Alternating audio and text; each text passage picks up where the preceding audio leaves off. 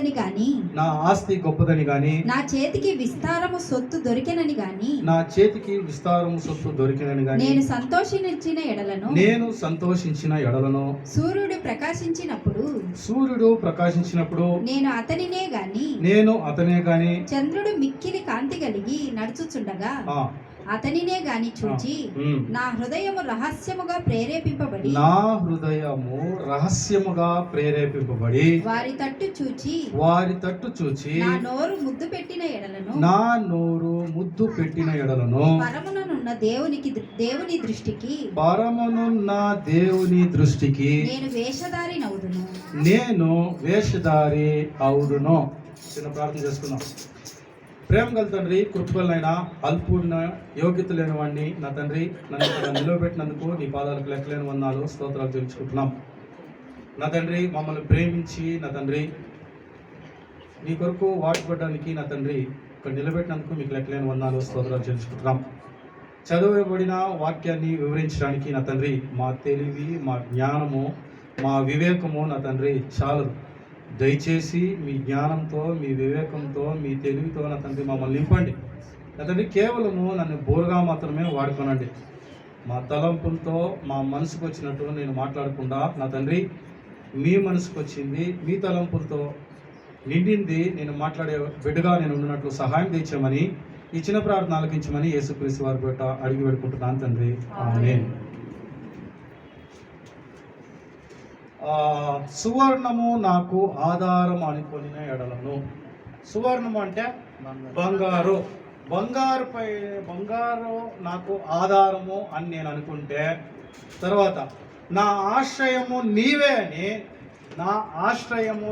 అని మేలిమి బంగారుతో నేను చెప్పిన ఎడలను. మేలిమి బంగారు అంటే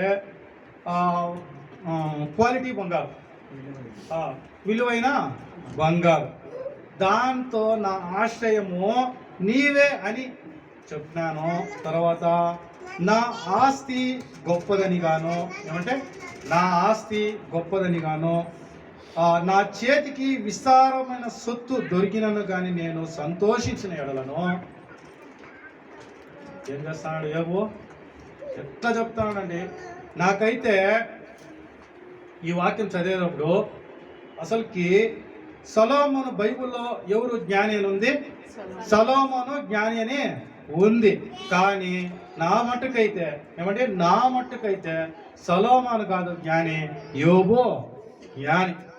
కానీ బైబిల్లో రాయలేదు. కానీ జ్ఞాని అంటే యోబే. ఎందుకంటే దేన్ని ఆధారము చేసుకోలేదు, దేన్ని ఆశ్రయము తీసుకోలేదు. ఆయన బంగారుకి, ఆయన మేలిమి బంగారుకి, డబ్బుకి ఆయన ఏమీ లేదో ప్రాధాన్యత ఇయ్యలేదు. దానికోసం ప్రయాస పడలేదు. దాన్ని విసర్జించినాడు. దేనిపైన ఆధారపడినాడు? దేవుడిపైనే ఆధారపడినాడు. అంత డబ్బు వచ్చి పోయినప్పుడు ఏమన్నాడు? ఇచ్చాను, తీసుకొని పోయినన్నాడు. అది జ్ఞానమైన మాట. ఆ మాట పలకాలంటే దేవుడిలో మంచి జ్ఞానం కలిగి ఉంటారు. సొలొమోనుకి జ్ఞానం ఉంది, కానీ శారీరకమైన జ్ఞానం ఉంది. ఎట్లా రాజ్య పరిపాలన చేయాలా, లేదా ఎట్లా జనాలను కూర్చాలా, ఎట్లా ఇవన్నీ జరిపించాలని ఉంది. కానీ దేవుడి జ్ఞానం మాత్రం యోబుకే ఉంది. దేవుడి దగ్గర ప్రేమ ఎట్లా సంపాదించుకోవాలో ఏముంది? యోబు దగ్గరే ఉంది. సొలొమోను దగ్గర జ్ఞానం ఉంది. ఏం చేసినాడు? ఈ 300 మంది 700 మందిని పత్నులా ఉపపత్నులా? 300 మంది ఉపపత్నులా? 700 మంది భార్యలు, 300 ఉపపత్తులు. ఈ జ్ఞానం పెంచుకున్నాడు. ఇంతమందిని పెళ్లి చేసుకునే దాంట్లో, అంతమంది ఎట్లా సంసారం చేసే దాంట్లో ఈ జ్ఞానము పెంచుకున్నాడు. జ్ఞానం అంటే దేవుని దగ్గర సంపాదించుకోవాలి. ఇక్కడ మనం బాధపడతాము, నాకు అన్న లేడు, నాకు తల్లి లేదు, నాకు నాయన లేడు, నాకు తమ్ముడు లేడు, నాకు అక్కలు లేరు, ఏమంటే నాకు చెల్లెలు లేరు, అయ్యో వీళ్ళు పాయరే, అయ్యో వాళ్ళు పాయరే. దేవుడు చెప్తాడు ఇవన్నీ మీకు బాధలు ఉంటాయనే, ఏమంటే ఇవన్నీ మీకు బాధలు ఉంటాయనే, శరీరకమైన దుఃఖాలతో మీరు నిండి ఉంటారనే. ఏమని చెప్పినాడు? ఈడ కాదు, అక్కడికి రండి. ఎంతమందిని ఇస్తానన్నాడు? 100 మందిని ఇస్తానన్నాడు. నీకు 100 మందిని అన్నోళ్ళు ఇస్తారు, 100 మంది చెల్లెళ్ళు ఇస్తారు, 100 మంది తండ్రులు ఇస్తారు, 100 మంది తల్లిని ఇస్తారు. ఏడా పరలోక రాజ్యంలో ఇస్తారు మీకు. మనం ఈ శరీరకమైన ఆశలు పెట్టుకు, ఈ శరీరకమైన సంబంధాలకి మనం ఏం చేస్తాం? ప్రాధాన్యత ఇస్తాం. ఇవి యూజ్లెస్. ఇది ప్రాధాన్యత ఇవ్వాల్సిన అవసరమే లేదు. కానీ దేవుని ప్రేమ బట్టి మనం ప్రేమపూర్వకంగా నడుచుకోవాలా, అది మాత్రం గ్యారంటీ. దాని ప్రకారంగా నడుచుకోవాల్సిందే. కానీ దీనికి ప్రాధాన్యత ఇవ్వడానికి వీలు లేదు. మనం ప్రాధాన్యత ఇవ్వాల్సింది దేవుడికి ఒక్కడికే ప్రాధాన్యత ఇవ్వాలి. అప్పుడు మనము బాగుపడతాం, పరలోక రాజ్యం కోసం ప్రయాసపడతాం, దానికోసం చేరడానికి దగ్గరగా పోతాం. నువ్వు దీనికోసం ఈ శరీరకమైన సంబంధాలకి వాల్యూ ఇచ్చుకుంటూ పోతే దానికి ప్రాధాన్యత ఇస్తే దానికి వాల్యూ లేదు. ఎక్కడైనా వాల్యూ లేదు. ఈడ వాల్యూ లేదు, ఆడ వాల్యూ లేదు. దేవునికి ప్రాధాన్యత ఇచ్చి ఆయన సంబంధంతో కలిసిపోతే అప్పుడు మనకి వాల్యూ. దేవునికి ప్రేమ పంచమన్నాడు. కానీ అందుకే యేసుప్రభు ఏమంటాడు? తల్లి వచ్చి చూసేటప్పుడు వచ్చినప్పుడు నా తండ్రి ప్రతి ఒక్కటి, అందుకే అండి ఆయన మాట్లాడిన మాటలు ప్రతి ఒక్కటి జ్ఞానంతో ప్రతి ఒక్కటి ఆస్వాదించుకుంటూ పోతే మనకు అర్థమవుతుంది. దానికి వాల్యూ ఇవ్వాలా, దానికి వాల్యూ ఇవ్వకూడదు, దానికి ప్రాధాన్యత ఇవ్వకూడదు. అందుకే యోగ జ్ఞానవంతులు నేను నా మటుకు నేను అంటాను, వేరే వాళ్ళకి ఎవరికి నాకు అవసరం లేదు. నా మటుకైతే నేను చదివిన ప్రకారంగా ఆయన మంచి జ్ఞానవంతుడు. ఎందుకంటే దేవుడు జ్ఞానం తెలుసుకున్నాడు. ఆయన దేనికి ప్రాధాన్యత ఇవ్వాలో తెలుసుకున్నాడు, దేనికి మొదటి స్థానం ఇవ్వాలో తెలుసుకున్నాడు. దీనికి ఏది ప్రాధాన్యత ఇవ్వలేదు. మేలు బంగారుకు ప్రాధాన్యత లేదు, మేలిమి బంగారుకు ప్రాధాన్యత లేదు, డబ్బుకు ప్రాధాన్యత లేదు, ఏ సూర్య చంద్రులకి ప్రాధాన్యత లేదు. తర్వాత ఏమన్నాడో లాస్ట్లో ఏమంటాడో? వీటికి నేను ప్రాధాన్యత ఇచ్చి నా హృదయంలో రహస్యంగా ప్రేరేపింపబడి వారి తట్టు చూచి నా నోరుతో ముద్దు పెట్టుకునేడలా. ముద్దు పెట్టుకునే అంటే దానికి ఏమర్థమో? ప్రేమించిన ఎడలా అని అర్థమో. ప్రేమ ఉంటేనే ముద్దు పెట్టుకునేదే, పర్సనల్గా మామూలుగా, అంతే కదా. జాస్తి డీప్గా ఏం పోయేదొద్దు, మామూలుగానే పైన పోదాం.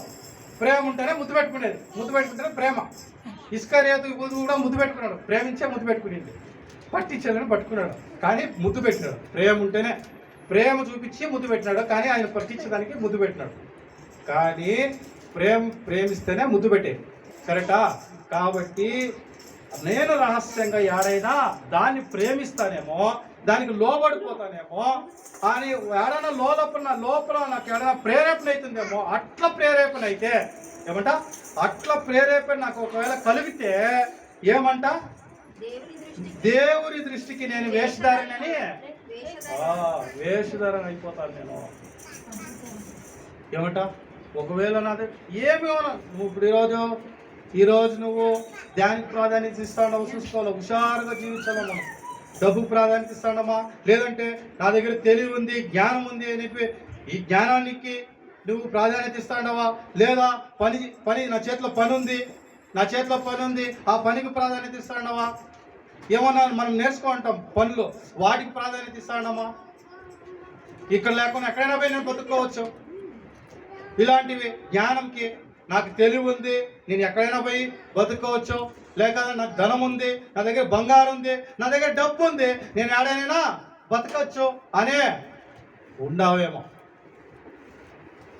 ఈరోజు ఏమంటే ఈరోజు అందరూ అదే మాట్లాడు, నేను టాపిక్ అదే మాట్లాడాలనుకుంటే అందరూ అదే స్టార్ట్ చేసి, ఈరోజు నీ ప్రాణం పోతే ఏమంటే, ఈరోజు నీ ప్రాణం పోతే కట్టలు ఏమంట, నా కట్టలు ఇంకా వెడల్పు చేస్తా, ఇంకా హైట్ చేస్తా, బాగా ధాన్యము నింపుతా, ఏమంట బాగా ధాన్యం నింపుతా, బాగా కాలుపైన కాలేసుకొని జాపుకొని నా ప్రాణం సుఖించుమో, బాగా తాగో, బాగా తినో, ఎన్నో సంవత్సరాలకి కూడబెట్టాను, తిని బాగుంటే దేవుడు ఏమంటాడు?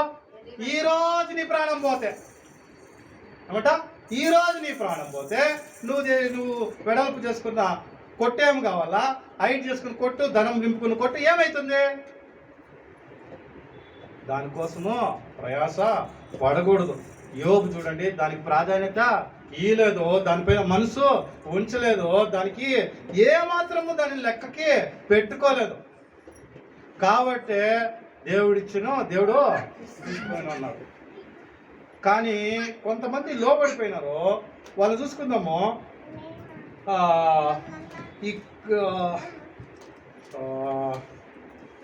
యెహోషువ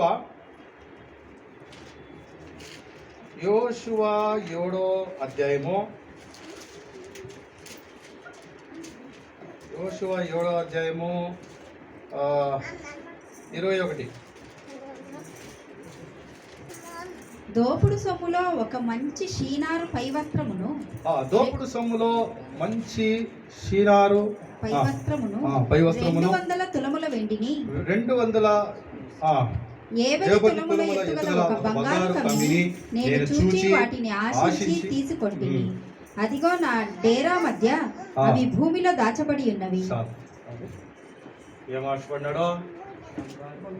బంగారు కమ్మిని, వస్త్రాల్ని, వెండిని ఆశపడ్డాడు. దీని వెనకల భాగంలో ఏముంది? ఆ రాజ్యంలో యుద్ధం చేసి దాంట్లో ఏమి మీరు తీసుకోకూడదు, వచ్చేలానుంది. కానీ నేనేం చేస్తాడో ఆకాన్ గారు? ఆశపడి ఏం చేస్తాడు? దొంగిలించుకొని వస్తాడు. దొంగిలించుకొని వచ్చింది కాక ఏం చేస్తాడు? డేరా ఏమంట? డేరా మధ్యలో భూమిలో దాచిపెడతాడు. హృదయము మధ్యలో లోతుగా దాచిపెట్టుకున్నట్టు అర్థం. అది అంత లోతుగా మనసులో ప్రేరేపణైంది కాబట్టి, ఏమి ఆ ధనం పైన ఆశపడింది కాబట్టి, ఆ డబ్బు పైన ఆశపడినాడు కాబట్టి, ఆ బంగారు పైన ఆశపడినాడు కాబట్టి, ఆ లోతుగా హృదయంలో ఉంది కాబట్టి ఏం చేసినాడు? డేరా మధ్యలో లోతుగా తవ్వి దాచి పెట్టినాడు. నీ హృదయంలో ఎంత లోతుగా దానిపైన ఆశ ఉంటుందో దాని ప్రవర్తన బయట కనపడుతుంది. అంతేనా కాదా? ఇప్పుడు అంత డీప్గా ఆ మనిషి ఆలోచించినాడు కాబట్టి ఎట్లా దాచిపెట్టుకొని నేను సంపాదించుకోవాలి, దాన్ని ఎట్లా పెట్టుకోవాలని. అందుకే దాన్ని ఏం చేసినాడు? డేరా మధ్యలో ఎవరైనా సైడ్లోకి వెళ్ళి పెట్టి కనపడుతుంది ఏమని బాగా డేరా మధ్యలో పెట్టి దానిపైన తొవ్వి పెట్టి దాచిపెట్టుకున్నందుకు ఏమైనాడు? అన్ని చదివేదో అంటే క్లుప్తంగా చెప్పుకొని పోతాం. దాచిపెట్టుకున్నందుకు ఏమైపోయింది? రాళ్లతో కొట్టి చంపేపిస్తుంది. నువ్వు దేనిపైన ఆశపడుతుంది? బంగారు పైన ఆశపడుతుంది. బంగారు పైన ఆశపడినందుకు నీకేమాయా? మరణము వచ్చా. అది ఎట్లా? రాళ్లతో కొట్టి నిన్ను చంపిరి. ఎట్లా? మళ్ళీ ఏమైంది? అంతలకు అవమానము అయింది. ఎన్నిసార్లు పోయి ఓడిపోయి వస్తారు. ఈ ఆకారం చేసిన ఈ దొంగతనం వల్ల ఏమవుతుంది? 2-3 సార్లు పోయినప్పుడు ఓడిపోయి వాళ్ళు వెనక్కి వస్తారు. ఇంత బాధ కలిగిస్తాడు. కలిగించినందుకు ఏం చేస్తాడు? యెహోషువ ఆకాన్ని రాళ్ళతో కొట్టి చంపేపిస్తాడు. నువ్వేం ఆడుతీవి? నువ్వేం చేస్తేవి? ఆశపడుతీవి, దానిపైన మనసు ఉంచుతీవి. దానికి ఏమైంది? నీకు దాన్ని ఆశ్రయం చేసుకుంటేవి. దానికి ఏమైంది? నీకు మరణశిక్ష వచ్చింది. కాబట్టి మనము దీనిపైన ఆ మనసు ఉంచకూడదు. డబ్బు పైన మనసు ఉంచకూడదు. లేదా ఏదన్నా కానీ దేవునికి ప్రాధాన్యత ఇవ్వకుండా నీ దగ్గర ఏదైనా తలంతులు ఉంటే వాటికి ప్రాధాన్యత ఇవ్వకూడదు. దేవునికే ప్రాధాన్యత ఇవ్వాలి. నా కాడ బలం ఉంది, శక్తి ఉంది అని కూడా గర్వపడకూడదు. ప్రతి ఒక్కటి జాగ్రత్త కలిగి జీవించాల. ఈ వేషధారులు ఎవరో బైబిల్ ప్రకారంగా కరెక్ట్ అక్క, జైలుగా చెప్పండి. పరిచయలే వేషధారులు ఎవరో? పరిచయం. ఎందుకు వేషధారు పరిచయంలో? సింపుల్. మనం చాలా మర్మాలు ఎదుర్కొంటే ఏం పోయేదొద్దు. ఆడ ప్రార్థన ఆడేముందో అట్లా మాట్లాడుకుందాం. ఏముంది? పరిచయాల దగ్గర హెచ్చింపు ఉంది, అంతే. ఏముంది? హెచ్చింపు ఉంది. దాంట్లో ఒక మాట మాత్రం సక్కత్ బాధాకరమైన మాట. ఆ పరిచయుడు మాట్లాడిన మాట ఏమంట?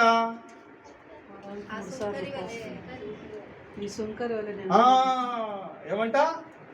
ఈ సుంకరి వలే నేను లేనండి. ఇది వాడి మారకు నేను లేనప్పా. ఏమంట? ఈ మాట మనిషిని మాట వాళ్ళ మారగా నేను వాళ్ళకన్నా బెటరు, వాళ్ళకన్నా బెటరే, కానీ నువ్వు వీకే. అంతేనా? దాని అర్థము 100% లేవు.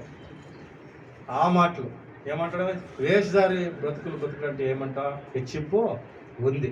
హెచ్చింపు ఉంటే ఏమంటాడా, వేషధారి జీవితాలు అనేవాడు.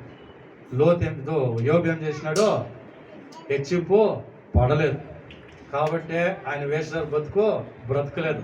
ఏడన్నా మూలలో, ఏడన్నా హృదయం మూలలో కూడా నాకు ప్రేరేపణ అవ్వలేదు అని ఆయన చెప్పేది. నా హృదయంలో ఏడన్నా ఉందేమో, నేను అనుకోలేదు ఆ మాట అని అంటాను. నేను ఎక్కడ అనుకోలేదు నేను ఆ మాట. నా దగ్గర డబ్బు, నేను దానికి ప్రాధాన్యత ఇచ్చినాను, లేదా బంగారుకు ప్రాధాన్యత ఇచ్చినాను, లేదా డబ్బుకు ప్రాధాన్యత ఇచ్చినాను అని ఎక్కడా కానీ నేను అనలేదు, అనుకోలేదు. నా మనసులో కూడా నేను ఎడా ప్రేరేపింపబడలేదు నేను అంట. అట్లే ఇంకొకరు ఏం చేసినారు, గెహాజీ ఏం చేసినాడు, డబ్బు కోసం ఏం చేసినాడు, ధనము బంగారు కోసం ఏం చేసినాడు గెహాజీ. కరెక్ట్గా కంప్లీట్ బాగుంది. పరిగెత్తినాడు. ఏం చేసినాడు, పరిగెత్తినాడు. ఒకరేం చేసి పడినాడు, ఆశపడినాడు. ఇంకొకరు ఏం చేసినాడు, పరిగెత్తినాడు. డబ్బు కోసం పరిగెత్తినాడు. ఏం జరిగింది, కుష్ఠరోగం. అది ఏం కుష్ఠరోగం జరిగింది, ఒకరికి కాదు. పోనీ ఏమైంది, గెహాజీకి మాత్రం కుష్ఠం వచ్చిందా, లేదు. వాళ్ళ తరతరాలకి. ఎందుకు, డబ్బుకి పైన డబ్బు వెనకలో పరిగెత్తితే, డబ్బు పైన ఆశ పెట్టుకుంటే ఏమైపోతుంది, ఇట్లా జీవితాలు మనవి ఇట్లా అయిపోతాయి. అందుకే యోబు బాగా మాట్లాడాలి. యోబు ఎంత బాగా మాట్లాడతాడు అంటే, అది చదివేటప్పుడు మాత్రం అంత హత్తుకుంటుంది మనిషికి. ఆయన ప్రతి ఒక్క మాట భలే జ్ఞానం ఉండాలంటే, యోబు గ్రంథం చదవాలంటే చాలా జ్ఞానం ఉండాలి. అర్థమే కాదు, ఏమో అనుకోవచ్చు సింపుల్గా అర్థమైపోతుందని. నాకైతే చాలా కష్టపడ్డానండి, నాకుండే జ్ఞానంకి నాకైతే చాలా కష్టమైంది అర్థం చేసుకుంటే. ఇంకా అర్థం కాలేదు. అంత లోతుగా మాట్లాడతాడు మాటలు, అంత డీప్గా మాట్లాడతాడు. ప్రతి ఒక్కొక్క మాట మాట్లాడేదాడు ఎంత బాగా చెప్తాడు. ఎవరన్నా ప్రేరేపింపబడిన అయినానేమో అవ్వలేదు. అట్లయితే నేను ఒకవేళ అయితే నేను ప్రేరేపింపబడిన వాడిని అయితే దేవుడికి నేను వేషధారిగా కనపడతాను అంటాడు. అంత యథార్థంగా బతుకున్నాడు. అందుకే ఆడ ఫస్టే ఉంది, ఏమంటాడు, యథార్థ వర్తనుడు. ఇంకోటేమి, న్యాయవంతుడు, భయభక్తులు కలిగిన వాడు, చెడుతనం విసర్జించిన వాడు. చాలా మంచి క్యారెక్టర్ కలిగి జీవించిన మనిషి అంటే యోబు. ఆయన మంచి ప్రవర్తన కలిగి జీవించినాడు. అందుకే ఫస్టే రాసేస్తారు మంచి వర్తనుడు అని, యథార్థ వర్తనుడు అని. యాడ దేనిపైన ఆశ్రయము చేయలేదని, అంత డబ్బుండి అంత ఆస్తుండి దేనిపైన మనసు ఉంచలేదు అంటాడు. మన దగ్గర ఒక 10 సవరణలో బంగారు ఉంటేనే చాలు. బంగారు చూసుకొని మనం ఎంత, నా దగ్గర బంగారు ఉంది, ఏం కష్టం వచ్చినా ఏం చేస్తామో బంగారు పెట్టుకొని నేను ఎట్లా ఈ యొక్క కష్టం నుంచి పారైపోతాను అనుకుంటామా లేదా? ఏ బంగారు ఉంది, ఏం 5-10 లక్షల వరకు ఉంది, ఏం భయంలే. 5-10 లక్షల వరకు ఏం భయంలే. దానిపైన అయితే ఏమన్నా కొంచెం భయపడవచ్చు, కానీ 5-10 లక్షల వరకు ఏం భయంలే. ఎందుకంటే బంగారు 5-10 లక్షల వరకు బంగారు మన దగ్గర ఉంది. మనం దానిపైన ఆధారపడతాం, ఆస్తి పైన ఆధారపడతాం. ఆస్తి ఉంది, ఈరోజు ఏమన్నా దాన్ని నమ్మినా కానీ 50-60 లక్షలు వస్తుంది, ఏం భయంలే. ఏమంటా అనుకుంటామా లేదా? ఈ రోజు మనం దాన్ని నమ్మినా 50 లక్షలు 60 లక్షలు వస్తుంది, దాన్ని నమ్ముకొని మనం ఏమైనా బతకచ్చు. దానిపైన మనసు ఆధారం, ఆశ్రయం చేసుకో. అసలుకి ఇది వ్యర్థమప్ప, దీంట్లో ఏమీ లేదు, నిస్సారమైంది దేవుడు అంట. అంటే దానిపైనే మనసు, దానిపైనే ఆశ, దానికే లోబడ్డము, దానికే ప్రాధాన్యత ఇవ్వడం. ఇవంతా వేస్ట్ వేస్ట్ వేస్ట్. అయ్యో సొలొమోను రాజు ఎంత మొత్తుకుంటాడు. అబ్బా అన్నీ వ్యర్థం వ్యర్థం వ్యర్థం, ఏమీ లేదు, నేను అన్నీ చూసినాను, భూమి క్రింద ఉండే ప్రతి ఒక్కటి చూసినాను, గాలికి ప్రయాసపడినట్టుంది అంటాడు. ఏమంటాడు? ఇదంతా నేనేం ఇక్కడ సంపాదించినదంతా, లేదంటే భూమి కింద నేను చూసిన ప్రతి ఒక్కటి గాలి కోసం ప్రయాసపడినట్టు ఉంది. గాలిని బంధించాక అవుతుందా? ఈ రోజు అంటే ఊపిరి పుట్ట బంధిస్తామనొచ్చు, అట్లా కాదు. ఇట్లా పట్టుకునేకైతుందా గాలిని? ఆయన అట్లా అంటాడు, ఏమీ లేదప్పా సమీడు, ఏమీ లేదు. సొలొమోను రాజు చూసిన ఆయన చేసిన కార్యాలు కానీ ఆయన చూసిన ప్రతి ఒక్కటి హెవీ, జాస్తి ప్రాధాన్యత, పెద్ద పెద్దవే చేసినది ఆయన. అంత జ్ఞానవంతుడు, అంత డబ్బు చూసినాడు, అంత బంగారు చూసినాడు. బంగారు ఆయన కాలంలో బంగారుకి ఇదే లేదు, తర్వాత వెండికి అసలుకి దానికంతా ఒక ఇదే లేదు, లెక్కే లేదు. అట్లా మనిషి ఏమంటున్నాడు, దీనంతా గాలి కోసం ప్రయాసపడినట్లు ఉంది అంటాడు. మనం చూస్తే దానికే లోబడిపో. అట్లయితే అట్లా 10 రూపాయలు 20 రూపాయల కోసమే మనము ఎట్లండి, ఈ లోకము శాశ్వతమో కాదు. ఇది ఎంత ప్రయాసపడినా, మనం ఎంత ప్రయాసపడినా, ఏమేమి చేసినా, ఎన్ని కష్టాలు పడినా, డబ్బు సంపాదాలని ఏమేమి చేసినా ప్రతి ఒక్కటి వ్యర్థమే. ఏమి మనం తీసుకొని పోమో. ఎట్లా వస్తేవో ఏమదే దిగంబర పాట ఉంటుందండి. అట్లే వెళ్ళవలే నిజముగా, అట్లే వెళ్ళవలే. ఎట్లొస్తేవో అట్లే పోవాల. దిగంబరువై వస్తేవే దిగంబరువై పోవాల. లోపల పెద్ద బ్రాండెడ్ ప్యాంట్ వేసుకున్నా నువ్వు పోలేవు, లోదుస్తులు కూడా బ్రాండెడ్ వేసినా పోలేవు. నీ లోదుస్తి అది హృదయం పరిశుద్ధంగా ఉంటే, దాని పరిపూర్ణంగా నువ్వు పెట్టుకుంటే, దేవునికి దాన్ని సమర్పించుకుని ఉంటే నువ్వు ఆ రాజ్యానికి పోతావు. చచ్చిపోయేటప్పుడు నా కుటుంబం బాగుంటే చాలంటే చచ్చిపోతే పోవు పరలోక రాజ్యానికి.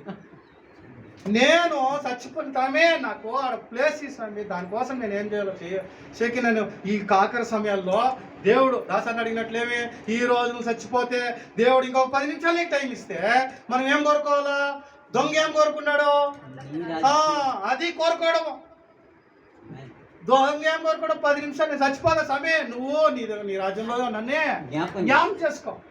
ఆ 10 నిమిషాలు టైం ఇస్తే మరమో దానికన్నా పెద్ద భాగ్యవంతులు మరమో ఎవరు లేరు. 10 నిమిషాలు నీకు సమయం ఇస్తానో నువ్వు కోరుకో అంటే దానికన్నా పెద్ద భాగ్యవంతులు ఈ లోకంలో ఎవరో లేరు. అంత పెద్ద భాగ్యం మనకు దొరికిందంటే మనం ఏం కోరుకోవాలా?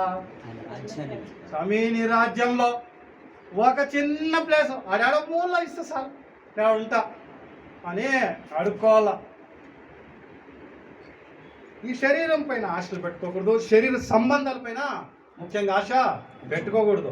కానీ ఆశ పెట్టుకోకూడదు అని చెప్పి ప్రేమించకూడదు అనేది వాళ్ళు. ప్రేమించాలి, దేవుని ప్రేమ మనందరిలో ఉండాలా, ప్రేమించాల. కానీ ప్రాధాన్యత ఇవ్వకూడదు, మనసు ఉంచకూడదు, దానిపైన మనసు ఉంచకూడదు. అయ్యో ఎట్లా, అయ్యో ఎట్లా, అయ్యో ఎట్లా, అట్లా ఉండకూడదు. అది తప్పు అయిపోతుంది. ప్రేమించాలి, ఆయన ప్రేమ ఉందా పంచాలా. కానీ అయ్యో ఎట్లా, అయ్యో ఎట్లా, ఇల్లు పోతే ఎట్లా, ఇల్లు చచ్చిపోతే ఎట్లా, అది ఉండకూడదు. అది ఉంటే దేవుడి కన్నా వేరే వాళ్ళకి ప్రాధాన్యత ఇచ్చినట్లు అయిపోతుంది. దేవుడికి అన్యాయం చేసినట్లు అయిపోతావు. దేవుడి కన్నా దేనికి ప్రాధాన్యత ఇచ్చడానికి వీలు లేదు. దేవునికి తప్ప మనం దేనికి ప్రాధాన్యత ఇవ్వకూడదు, దేవుడికే ప్రాధాన్యత ఇవ్వాలి. ఆయన అడుగుజాడలోనే మనం నడుచుకొని పోతే ఆయన రాజ్యంలో మనకి చోటు దొరుకుతుంది. నువ్వు దేనికన్నా ప్రాధాన్యత ఇచ్చినావంటే, దేన్నన్నా ఆశ్రయించినావంటే, నీ మనసులో ఏదో మూలలో ఉన్నా, యాడో చిన్నగా ఉన్నా, నువ్వు ప్రేరేపింపబడిన వాడైతే ప్రేరేపణలు వస్తానే ఉంటాయి. మళ్ళీ రావని కాదు, ప్రేరేపణలు వస్తానే ఉంటాయి. కానీ నువ్వు లోబడిపోయినావంటే ఆడ పోయినట్లే, తప్పిపోయినట్లే. దేవునికే మనం ప్రాధాన్యత, ఆయన అడుగుజాడలోనే మనం నడచాలా, ఆయన ఆలోచనలతో నిండి ముందుకి పోవాలా. ఫైనల్గా మనం ఏం చేయాలి? ఆయన రాజ్యంలో చోటు సంపాదించుకోవాలి. దీనికోసమే మనం వచ్చినది, వేరే దేనికోసమో రాలే. అందుకే నేను ఫస్ట్ వచ్చిన తక్షణమే ఒక పాట పాడింది. ఏం పాట? ఈరోజు నాకు మా పాట కోతెంత విస్తారమాయనే, అదేమది ప్రతి పంచదువాయనే, ఇది కోతకు సమయం కోతెంత విస్తారమాయనే, కోతకు పనివారు కొదువాయనే, కోతెంత విస్తారమాయనే, కోతకు పనివారు కొదువాయనే, యజమాన నిధులని నిలువాయనే, యజమాన నిధులని నిలువాయనే, ఇది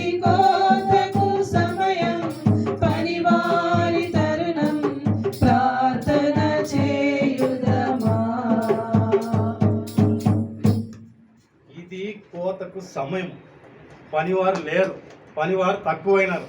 పనివారు అవ్వాలా, ఇతరులని రక్షించుకోవాలా, సరైన దారిలో నడిపించాలా. ఇది మన పని. మనం ఏం చేస్తామో అది ఇడిచిపెడతాము, వేరేటివన్నిటికీ ప్రాధాన్యత ఇస్తాం. ఆడ సమయం అయిపోతుంది, పోతేమో విస్తారంగా ఉంది. ఇంత పెద్ద ఇన్ని ఎకరాల పొలము ఒకే మనిషి యాటించి కోసుకొని పోయేది. అర్థమవుతుంది నేను చెప్పేది. అందుకే 10 మంది 40 50 మంది అయితే జల్దీ పోసేయచ్చు, అందరినీ మార్చొచ్చు, ఆయన సన్నిధిలోకి నడిపించవచ్చు అని నేను చిన్నప్పుడు విన్నా మా పాట అది. ఇప్పుడు పాడిన పాట నేను చిన్నప్పుడు విన్న పాట అది. ఈడుండే నిధుల కోసం ఎందుకు ఆశపడతావో, యజమాని దగ్గర ఎండాయి నిధులు బంగారు ఆడుంది, బంగారు వీధుల్లో నడుస్తావు. మేలిమి బంగారులంతా ఆడే ఉండే, ప్రశస్తమైన బంగారు అంతా ఆడే ఉంది, శ్రేష్టమైన బంగారు ఆడే ఉంది, అన్నీ ఆడాయి. వజ్రాలు, వైడూర్యాలు, ముత్యాలు అన్నీ ఆడే ఉన్నాయి. ఈడేమీ లేదు. ఈడు కరెక్ట్గా 1 కేజీ బంగారు పెట్టుకుంటే రేపే చచ్చిపోతావు. అవునా కాదా? 1 కేజీ బంగారు ఉందని చెప్పి ఆయన మన ప్రభువు ఏం చెప్పినాడు? నా దగ్గర బంగారు ఉంది, వెండి ఉంది, అన్నీ ఉన్నాయి, బంగారు వీధుల్లో నడుస్తారు, బంగారు వీధుల్లో నడుస్తారని చెప్పి బహిరంగంగా చెప్పుకుంటున్నాడు. ఈరోజు కేజీ బంగారు ఉందని నువ్వు డైరెక్ట్గా బహిరంగంగా చెప్పుకుంటావా? అవుతుంది నీ చేత. కేజీ బంగారు ఉందని చెప్పి మీడియా ముందు చెప్పు, మరుసటి రోజు నీవు పరిస్థితి ఎట్లుంటుంది? ఆ మేలింపు ఆ బంగారు యాడుందో చూస్తారు ఫస్ట్, నెక్స్ట్ నువ్వు అవుట్. దయచేసి మనమంతా దేనికి ప్రాధాన్యత ఇవ్వకూడదు, దేవునికి మాత్రమే ప్రాధాన్యత ఇవ్వాలి. లోక సంబంధమైన, శరీర సంబంధమైన ఆశలకు లోబడిపోకూడదు. సంబంధాలకు కూడా వాల్యూ ఇవ్వకూడదు. నన్ను అడిగితే సంబంధాలకి వాల్యూ ఇవ్వకూడదు. దేవుని కన్నా సంబంధాలకి వాల్యూ ఇవ్వడానికి వీలు లేదు. దేవుడికి కానీ ప్రేమ చూపించాల, కానీ నువ్వు సంబంధాలు దేవుని కన్నా ఎక్కువగా ఇస్తాను అంటే ఆడ నీకు వాల్యూ లేదు, దేవుడి దగ్గర నీకు లెక్క లేదు. దయచేసి మనమందరము ఏమిటికి వచ్చినాము? కోత విస్తారంగా ఉంది, దాన్ని కోయడానికి వచ్చినాము, అందరిని నడిపించడానికి వచ్చినాము. దానికోసం మనం ప్రయాసపడాల. ఎంతో మందిని ఆయన సన్నిధానానికి నడిపించాలి. మారేటట్లు చేయాలి. మన సాక్ష్యాలు కూడా వాళ్ళకి చెప్పుకొని ప్రతి ఒక్కరిని మార్చుకొని పోవడానికి ప్రయత్నించాలి. ఇది మనం చేయాల్సిన పని. అంత తప్పితే ఏమీ లేదు. ఈరోజు నువ్వు లోకమంతా సంపాదించుకున్నా, ఏమంటే లోకమంతా సంపాదించుకున్నా ఏమిటికి యూజు లేదు. ప్రాణం ఎవరి దగ్గర ఉంది? ఆయన దగ్గర ఉంది. ఇట్లా చిటికి రాలే, ఇట్లా అంటే అవుట్. అవునా కదా? ఇట్లో ఉండే నీటి బుడుగు లాంటి జీవితము ఎప్పుడో ఏ క్షణమో తెలీదు. అట్లా దానికి ఎందుకు ప్రయాసం? నువ్వు బ్యాంక్ బ్యాలెన్స్లు పెట్టుకొని ఏం ప్రయోజనము? ఏమంటే బ్యాంక్ బ్యాలెన్స్ లాకర్లో దాచిపెడితే ఏం ప్రయోజనము? ఏమి సంపాదించినా దేవుడికి నువ్వు అనుగుణంగా జీవించుకుంటే అంత వ్యర్థమే. యోబు దగ్గర అంత ధనం ఉండి, అంత బంగారం ఉండి, అంత ఆస్తున్నా కానీ ఆయన నేను ఏడన్నా కానీ, నేను ఎక్కడైనా కానీ నా హృదయంలో ఏడో ప్రేరేపించుకుంటూ వాడిని అవుతానేమో. ఆయన ఎంత భయపడుకుంటూ మాట్లాడతాను మాట. అట్లా ఏమన్నా ఉంటే నా ప్రభువుకి నేను వేసరిగా కనపడతాను అంటాడు. బా మాట ఎట్లా మాట్లాడతాను.